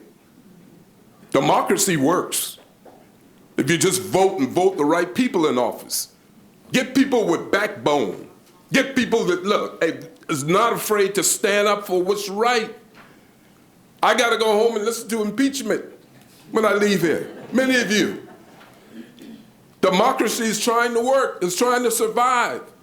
Whether you're black, white, independent, Republican, doesn't make a difference. We got it there for a reason. You got us in office for a reason. Now, damn it, if we're not listening to you, get rid of us.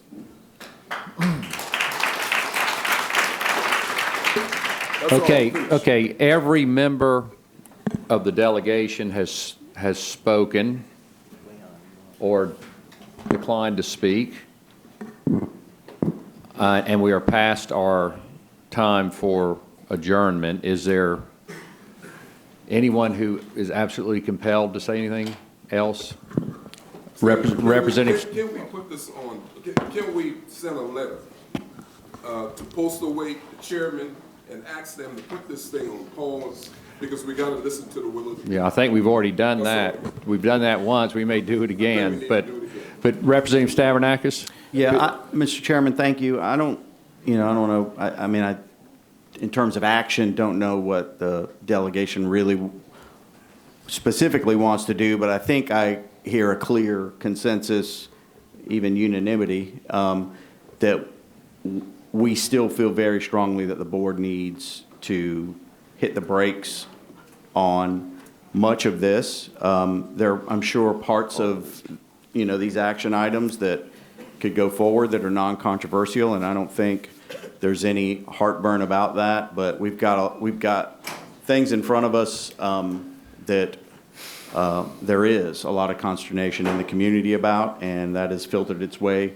to the members of this body. So, I mean, you know, if a motion will make a difference, I'll make one.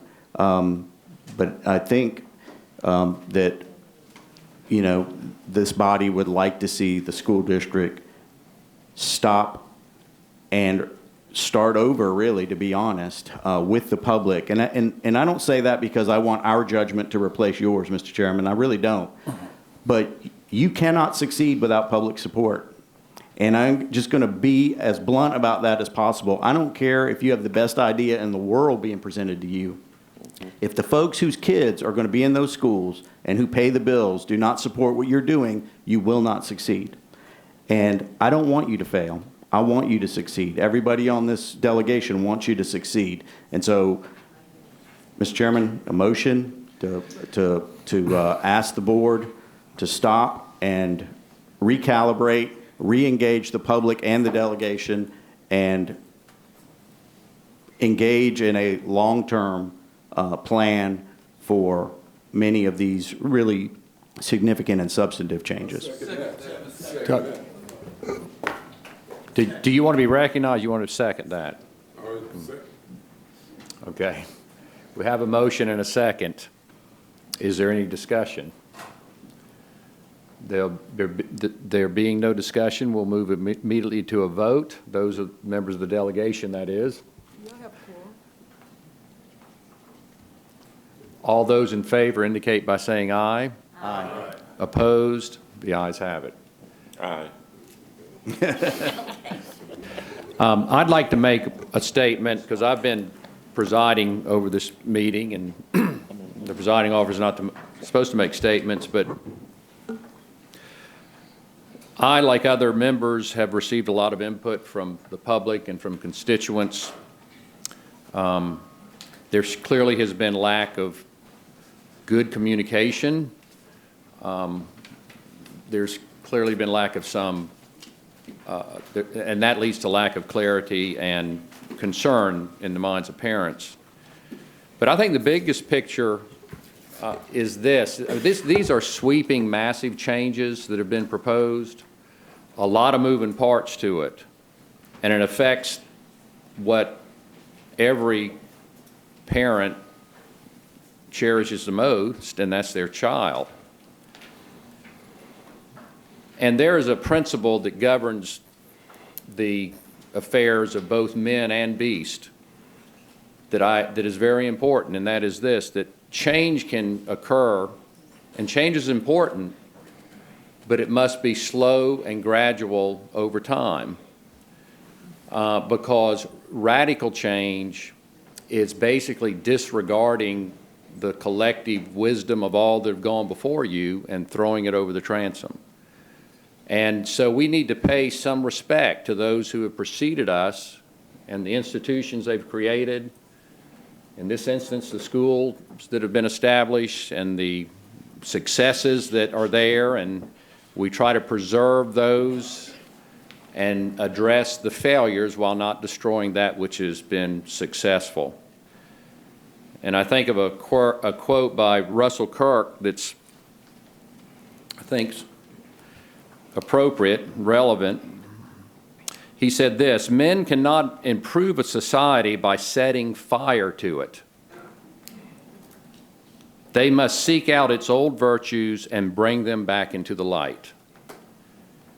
And that applies in national government, it applies in state government, it applies in county government, and it applies to the school board, because you have institutions and you have schools that have developed that are the product of many well-intentioned people that have preceded you and have drawn conclusions and taken, at that time, bold steps and produced good results. But there are some poor results as well, and we need to focus on those and fix them, but not bring down that which has really been successful. And if we don't live by that principle, then we really are disconnected from the generations that have preceded us. No species, no species, human or animal, can survive with that principle in play. Y'all all know about the principle and biological principle of natural selection. You build upon the generations that have gone before you and what has preceded you, and that's what we need to do. And I think the biggest, so I see two problems. The change is so sweeping and so massive, and Mr. Chairman, I appreciate how well you've articulated some of these issues. You've helped me understand. But there still is a lot of confusion on some of the other issues at play. And so I do think we need to hit the pause button. And I think, Representative Stavronakis, you're exactly right. Without public support, this is doomed to failure. And so, but I've heard some very good communication, Mr. Chairman, from you that, that if y'all focus on getting that message out, many of these reforms, I think, will be embraced. But that really needs to happen. So, thank you. Thank you, Senator Campson, and thank you to the delegation and also to board members that are assembled here today. We have gathered a lot of insight from each and every one of you, and we value that. We thank you so much for your attention and to this matter at hand. Let me do say, moving forward, we do look forward to a more closer working relationship, just to make sure that we are moving in the right direction as far as education is concerned, from the state level down to the county level. And we will take all that has been said today into consideration as the board will come together and discuss some of these issues that's before us. Thank you so much to everyone, and have a good evening. Thanks, Brother Kemp.